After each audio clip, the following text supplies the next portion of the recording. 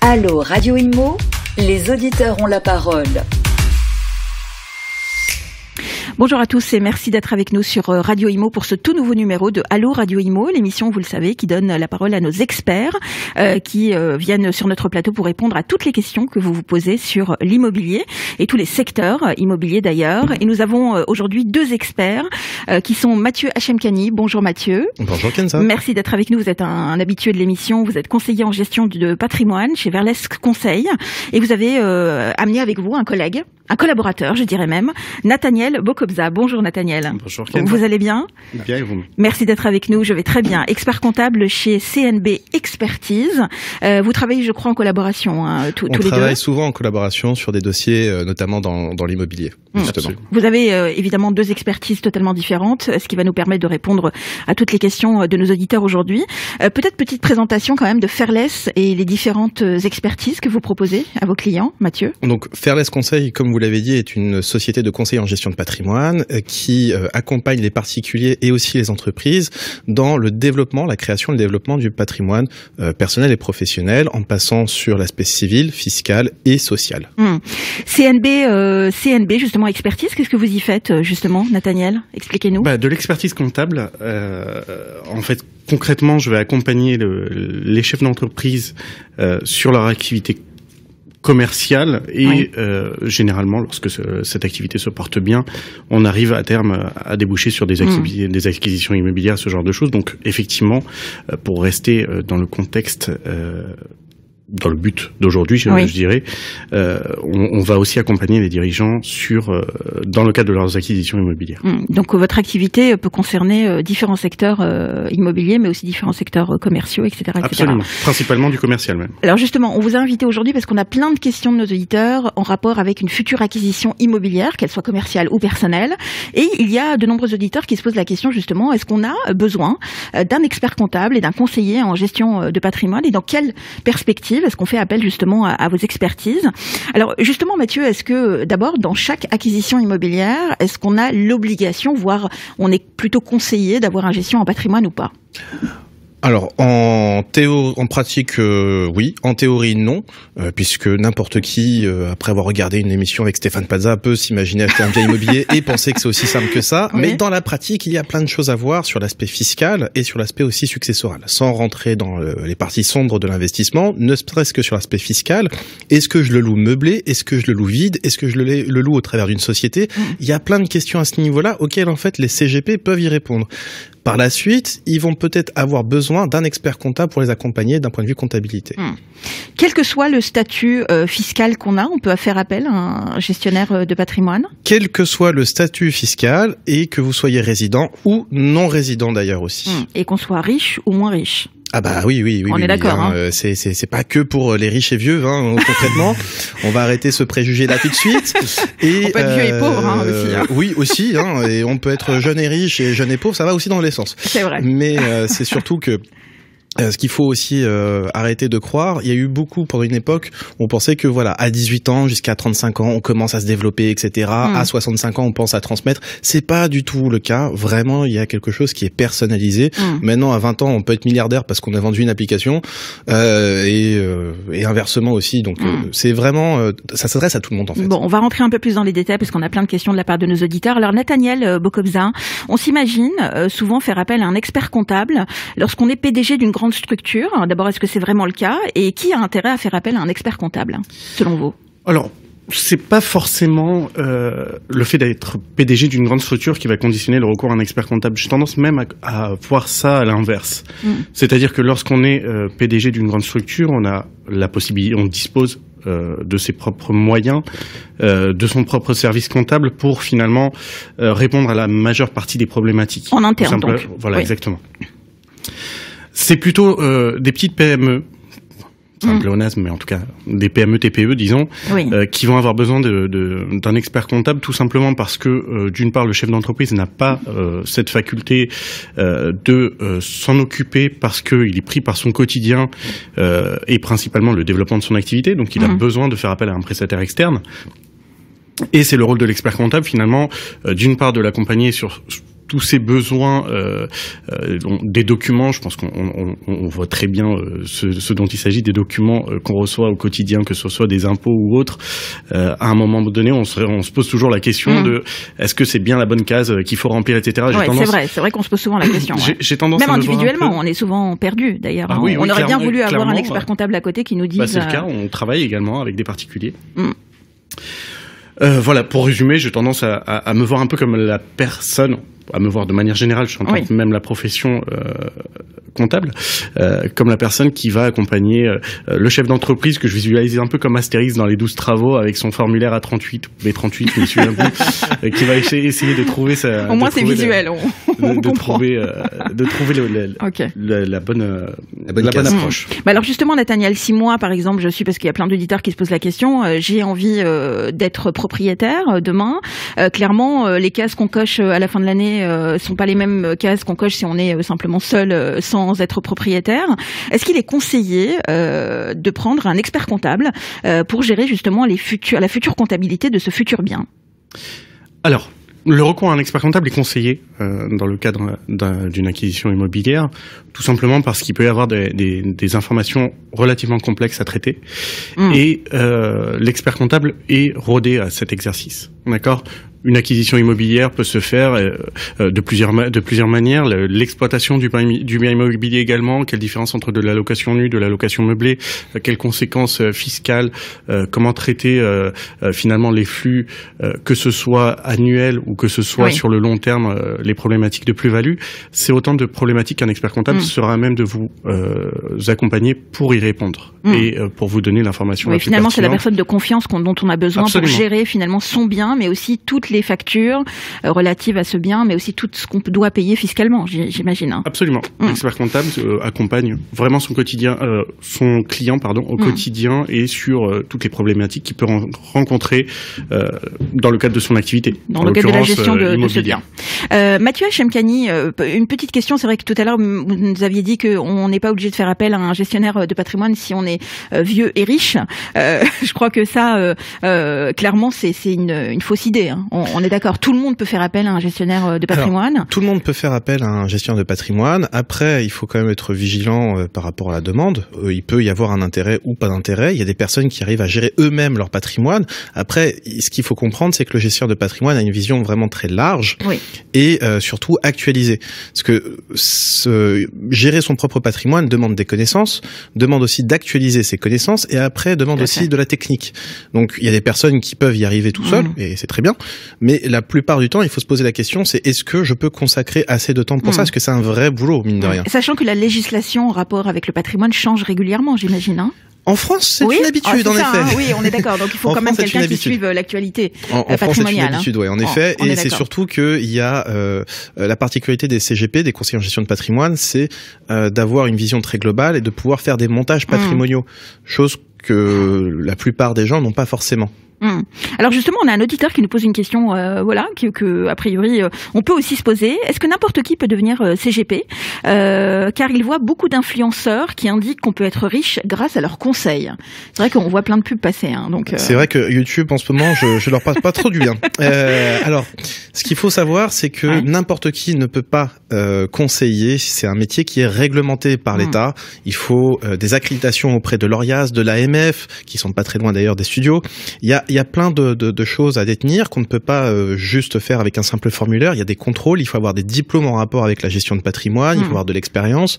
Et à partir de là, oui, on peut conseiller. Ce qui ne veut pas dire que le conseiller sera forcément bon. Mais en tout cas, il y a cette possibilité-là. Très bien. Nathaniel, il y a une question de la part d'un auditeur qui nous pose la question sur le coût d'un expert comptable. En fait, il se pose la question, est-ce que finalement un expert comptable coûtera aussi cher qu'un avocat? Alors... Dès qu'on commence à parler d'argent, vous voyez, c'est compliqué. Et généralement assez régulièrement mis en avant. Oui. J'ai tendance à vouloir, entre guillemets, le balayer dès le départ, tout simplement parce que j'estime que le coût n'est pas forcément l'argument essentiel à aborder lorsqu'on parle de prestations d'expertise comptable. Pourquoi? Il faut savoir que votre expert comptable va vous accompagner au quotidien et surtout sur le long terme. En fait, lorsque vous sélectionnez un expert comptable, vous sélectionnez un partenaire à long terme. finalement. Bien sûr, c'est un coéquipier, quoi. Exactement, bien sûr. Exactement. J'irai même plus loin. Puisque notre métier va aussi concerner l'accompagnement de chefs d'entreprise, donc d'activités commerciales, on peut même parler de copilote, c'est-à-dire qu'on va accompagner le dirigeant dans la gestion de son entreprise, le conseiller, etc. Et dans ce cadre-là, j'ai envie de dire, est-ce que c'est vraiment l'économie qui est important ou est-ce que c'est choisir le bon partenaire? Et quand je dis choisir le bon partenaire, qu'est-ce qui fait un bon partenaire finalement?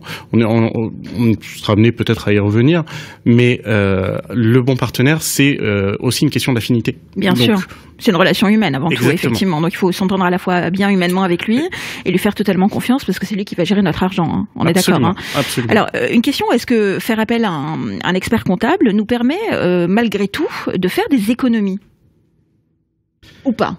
Est-ce qu'on passe à côté de certaines économies ou est-ce qu'on passe à côté de certaines clauses qui nous permettraient de faire des économies d'argent, par exemple? Alors, il faut savoir que l'expert comptable a une obligation de conseil vis-à-vis de ses clients. Oui. Autrement dit, il se doit de les informer de toutes les possibilités qui lui sont ouvertes. D'accord.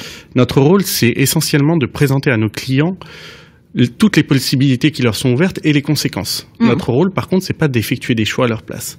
Donc, finalement, c'est de leur donner les clés qui vont leur permettre d'effectuer le choix le plus pertinent selon leurs convictions personnelles. Donc finalement, votre travail est plutôt collaboratif, ça veut dire qu'il arrive aussi dans le cadre d'un bien ou dans la gestion d'un gros patrimoine de faire appel à des experts comptables, j'imagine. Totalement, en fait, c'est totalement juste, parce que je prends l'exemple de clients qu'on a respectivement en commun, des personnes qui ont plusieurs biens immobiliers, qui détiennent une partie en direct et une au travers d'une société civile.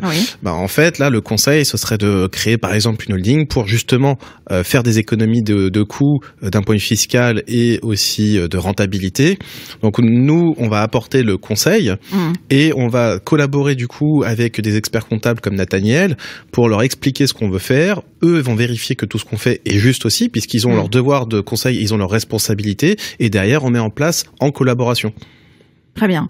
Est-ce que vous faites automatiquement appel à un expert comptable ou est-ce que il y a des choses que vous arrivez à gérer seul? Il y a des choses qu'on arrive à gérer seul. Après, chacun son métier. Si pour le coup les compétences les plus adéquates sont auprès d'un expert comptable, on fera appel à un expert comptable. On préfère jouer la sécurité plutôt que de faire n'importe quoi. Alors on a une autre question très intéressante. Concrètement, quelle différence y a-t-il, nous pose un auditeur, avec un conseiller bancaire et un CGP? C'est le jour et la nuit. Ah. C'est le jour et la nuit. Qui est le plus sympa déjà? Normalement, c'est le conseiller bancaire, je dirais presque. Non. Blague à part, le conseiller bancaire, il est là pour vous conseiller plus ou moins, mais surtout pour vous proposer au final des solutions bancaires. Donc, il est plus dans une approche commerciale que d'une approche conseil. Surtout que sur son approche commerciale, il ne pourra encore une fois proposer que les solutions de sa banque. Il ne pourra pas vous conseiller si derrière il ne gagne rien en retour.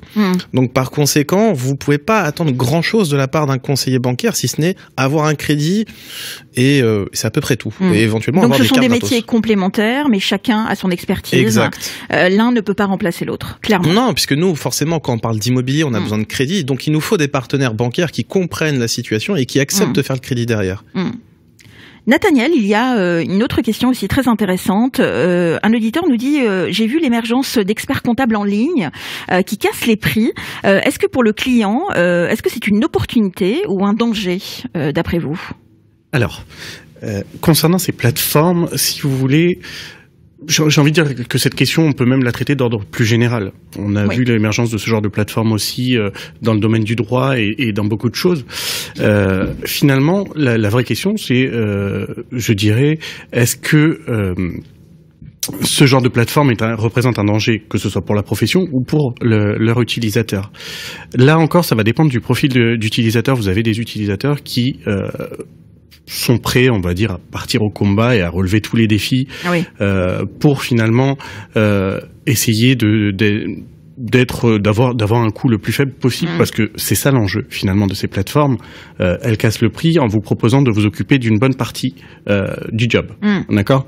En face, il y a des cabinets comme beaucoup de cabinets, on va dire à taille humaine, d'expertise comptable, qui ont une approche totalement différente. Elles vont faire également le même job, sauf qu'elles vont proposer une approche beaucoup plus orientée sur le conseil.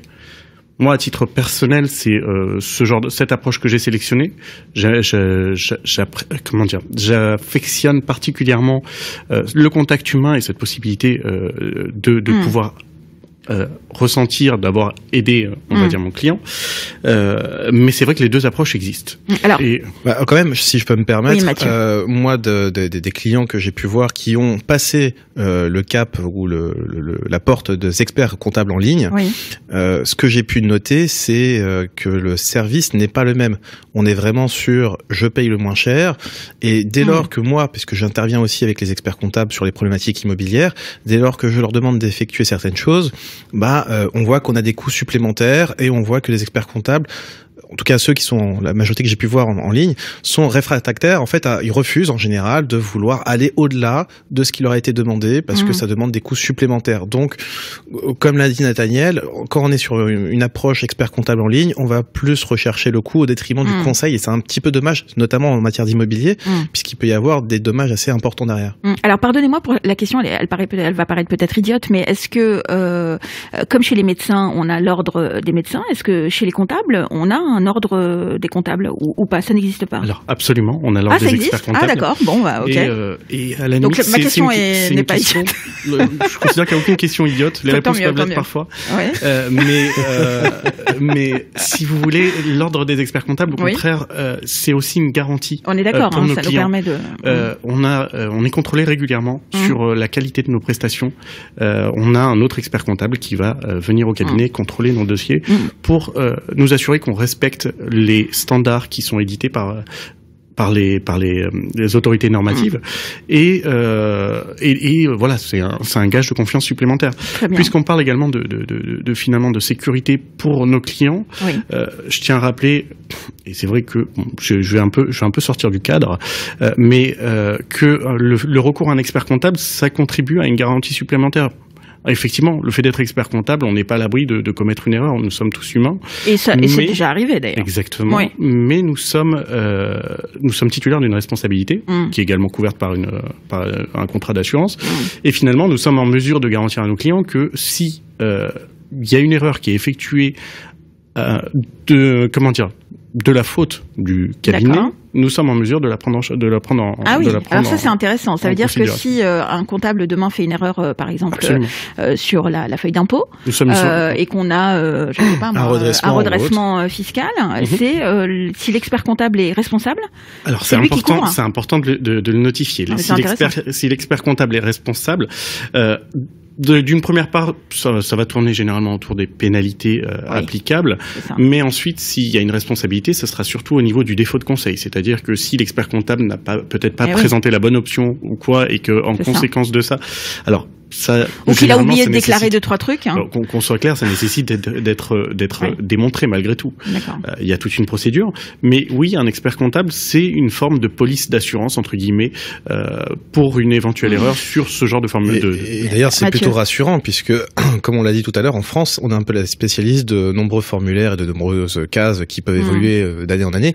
Donc, en tant que particulier qui investirait dans l'immobilier, c'est facile de commettre une erreur, parce que la réglementation fiscale... Le patrimoine est grand, j'imagine. Et plus les erreurs sont faciles, surtout qu'on a de plus en plus de clients qui veulent faire de l'immobilier à l'international, donc ça devient encore plus complexe.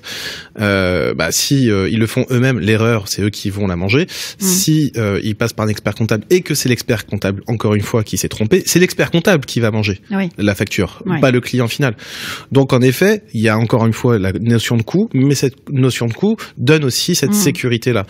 La même sécurité qu'on a au niveau des CGP. Quand on donne un conseil, on a aussi notre responsabilité. Alors justement, est-ce qu'il arrive que certains gestions en patrimoine donnent de mauvais conseils ou dirigent le client vers de mauvais placements? C'est déjà arrivé. C'est déjà arrivé. Il y a eu un grand scandale en 2009 ou 2010 de mémoire sur des réductions d'impôts, notamment liées à l'immobilier. Et il y a eu beaucoup de redressements. Donc naturellement, les clients se sont retournés envers leurs conseils pour défaut de conseil qui était avéré. Et là, les polices d'assurance des CGP, des conseillers, bien sûr, elles ont fonctionné aussi. Donc il y a un cadre à respecter et il y a une garantie qui est donnée aussi aux clients. Alors tout à l'heure on a parlé de coût avec Nathaniel sur le prix du comptable. Parlons peut-être du coût du conseiller en gestion de patrimoine. Je sentais la question venir. Parce qu'il y a des gens qui se posent la question. Justement, un auditeur nous dit une banque, je vois combien je dois payer. mais avec un gestionnaire de patrimoine, je ne sais pas. C'est vrai, d'autant plus que en fait chacun fait un peu ce qu'il veut, dans le sens où il n'y a pas de réglementation à ce niveau-là. Je dirais qu'il faut se méfier des personnes qui n'arrêtent pas de dire que chez moi tout est gratuit. Dès lors que tout est gratuit, il faut comprendre qu'en fait c'est vous le produit. Donc en fait ils vont pas vous apporter un conseil, ils vont simplement vous vendre quelque chose pour derrière gagner quelque chose. Donc combien coûte un conseil? De l'ordre général, on est sur une approche à 500 €, pas de l'heure, hein, pas comme les avocats, mais sur un forfait au global qui peut monter à des montants beaucoup plus importants en fonction de la difficulté, des économies réalisées, etc., etc.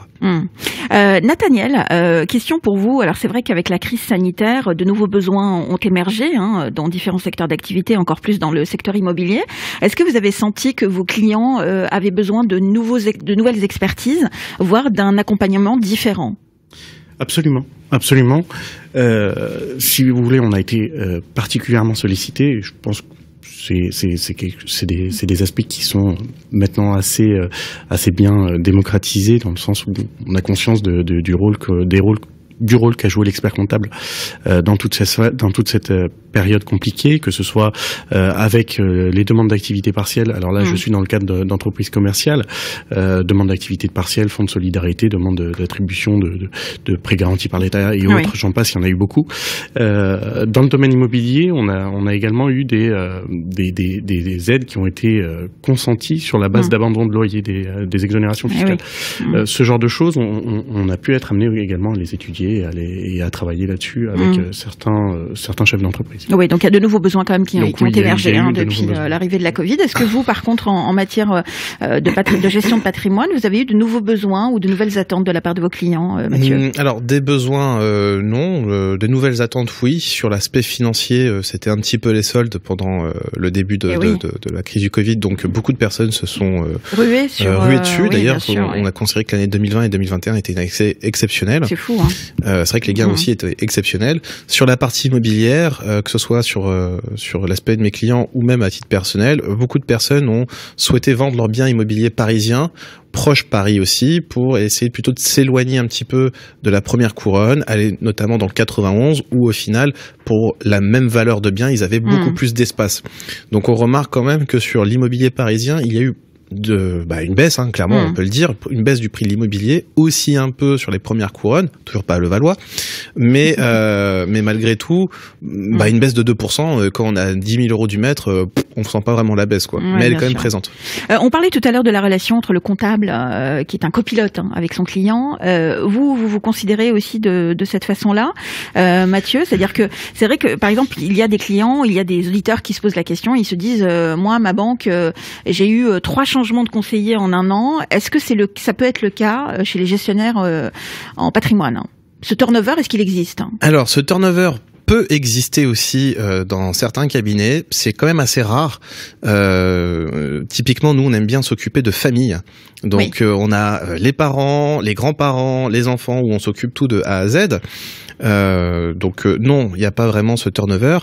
Est-ce que on se considère comme copilote? Je dirais pas tout à fait ça. On va plutôt essayer de traduire ce que veulent les gens, ce qui est pas toujours aisé en fait, parce que les gens ils ont des idées mais ils n'arrivent pas à les exprimer. Et après on va définir la stratégie à mettre en place. Par moment, nous on peut la mettre en place automatiquement, ou alors on va faire appel à des experts comptables, à des notaires, à des avocats, etc. Donc en fait on va dire un peu ce que l'expert comptable, par exemple, doit faire. C'est ça, établir le plan de vol. Alors justement, on arrive à la fin de cette émission. On avait encore plein de questions à vous poser, mais ça va vous permettre de revenir nous voir. J'ai envie de vous poser 2 questions, 0 langue de bois, si vous êtes d'accord. Alors la première pour vous, Mathieu, est-ce que vous avez déjà refusé un client fortuné? Oui. Ah. J'ai déjà refusé un client fortuné. Pour quelle raison? Après c'est propre à notre éthique. Non mais sans rentrer dans les détails. C'est simple. Nous, on souhaite pas de clients qui ont un comportement à l'encontre de nos idées. Oui. Donc chez nous, il n'y a pas de petits ou de gros clients. On traite les clients de la même manière, de la même façon, qu'ils soient fortunés ou pas. Donc ce client en question souhaitait passer au-dessus de tout le monde, avoir certains privilèges, etc. Chose qui ne passe pas avec nous. Genre on vous appelle à 3h du matin. matin. Qu'on nous appelle à 3h du matin, c'est pas grave, ça fait partie de nos tâches, ça me dérange pas. Mais que j'ai rendez-vous avec un client, dit bah non, moi je pèse plus que lui, je suis sûr, donc je veux que tu annules le rendez-vous. Non, ça c'est pas possible. Donc finalement l'humain compte quand même. L'humain pour nous, en tout cas, est essentiel, et donc qu'on soit fortuné ou pas, ça changera rien sur ça. Très bien. Dernière question pour vous, Nathaniel. 0 langue de bois, on a dit, on est d'accord. Comment fait-on pour reconnaître un mauvais expert comptable versus un bon, évidemment? Alors, vous savez, je pense pas qu'il y ait de bons ou de mauvais experts comptables. Si. On l'a dit, 0 langue de bois. Oui, mais j'y arrive. Je pense que c'est surtout une question d'affinité, comme disait tout à l'heure Mathieu. Moi, je pensais qu'un mauvais expert comptable, il appuie sur un bouton et ça sort le bilan, et un un bon expert comptable, ça appuie sur le bouton et ça sort le bilan. C'est pas ça? Oui, alors il y a ce fameux bouton. Il y a beaucoup d'amour entre vous, on sent. Mais bon, ça c'est une forme de provocation. On n'aime pas cette histoire. Mais en dehors vraiment de l'humain ou du rapport humain, est-ce qu'on peut quand même voir si on n'a pas affaire quand même à quelqu'un qui veut simplement nous soutirer de l'argent ou quelqu'un qui veut vraiment nous conseiller et nous accompagner? Est-ce qu'on le sent simplement par le contact humain? Ou ça passe par autre chose? En tout cas, cet aspect de ce contact humain est important. J'ai envie de dire, on se fie le plus souvent à son instinct, et on est capable rapidement de se faire une idée sur la personne qu'on a en face de nous. Et je pense que c'est l'aspect le plus important en tout cas un des aspects les plus importants, parce que bien évidemment on peut pas faire l'impasse sur cet aspect de compétence de l'expert comptable. Je vais y revenir, mais en tout cas ce feeling est important lors de la sélection de l'expert comptable. Je vous rappelle que tout à l'heure on parlait de l'ordre des experts comptables et finalement des enjeux de l'ordre, quel rôle il avait, de la notion de contrôle qualité. Oui. Un expert comptable, avant d'accepter une mission, il a l'obligation de s'assurer qu'il dispose des compétences, que ce soit en termes de connaissances ou en termes également de ressources, avant d'accepter la mission. Oui, donc ça veut dire qu'on peut avoir affaire à un expert comptable qui nous dit je ne pourrais pas être à la hauteur de cette mission. Absolument. Je n'ai pas les compétences pour. Je vous conseille d'aller voir un confrère ou quelqu'un de plus compétent. Dans la pratique. Et pour le coup, dans la pratique, moi personnellement, en tout cas, je l'ai déjà vécu, où en effet, il y a des experts comptables qui ont dit bon, écoutez, nous, on n'est pas capable de gérer ce type de mission. Du coup, il faut voir un autre expert comptable. Soit ils nous relèguent vers un de leurs confrères, soit du coup, ils nous livrent un peu à l'abandon. Un mauvais expert comptable, à mon sens, après, du coup, serait un expert comptable qu'on n'arrive jamais à joindre. C'est un peu la problématique des experts comptables, un peu comme les notaires, et qui n'apporterait aucun conseil. Ce qui c'est un peu dommage, puisque c'est la vraie valeur ajoutée, au final, pour moi en tout cas, d'un expert comptable. Quoi. Donc clairement, demain, si l'un de nos auditeurs veut faire appel à un gestionnaire de patrimoine ou un expert comptable dans le cadre d'une acquisition immobilière, c'est avant tout un feeling humain, donc sentir qu'on est en confiance avec l'autre, mais surtout poser aussi toutes les questions et voir si la personne en face de nous est capable de répondre à nos problématiques en fait. Bien sûr, et comme l'a dit Nathaniel, il y a pas de mauvaises questions ou de questions idiotes. Il peut y avoir des réponses qui sont idiotes, mais en tout cas pas de mauvaises questions. Donc au contraire, il faut pas se mettre de frein sur les questions. Au contraire. Et j'ajouterais que ce serait dommage de se priver finalement de cette richesse. En tout cas de ce savoir qu'a l'expert comptable, et d'éviter de le solliciter par peur de finalement d'avoir une question qui serait idiote. Très bien. Bon, en tout cas, merci beaucoup, messieurs, d'avoir été avec nous pour répondre aux questions de nos éditeurs. Mathieu Hachemkani, conseiller en gestion de patrimoine chez Fairless Conseil, et Nathaniel Bokobza, expert comptable chez CNB Expertise. Évidemment, s'il y a des auditeurs qui veulent faire appel à vos expertises, vous êtes sur les réseaux sociaux, j'imagine. On est d'accord? Absolument. Très bien. Merci, messieurs. À très vite pour un nouveau numéro de Allô Radio Imo. Allô Radio Imo. Posez vos questions à nos experts sur les réseaux sociaux, à réécouter et à télécharger sur le site radio.imo et sur toutes vos plateformes d'écoute habituelles.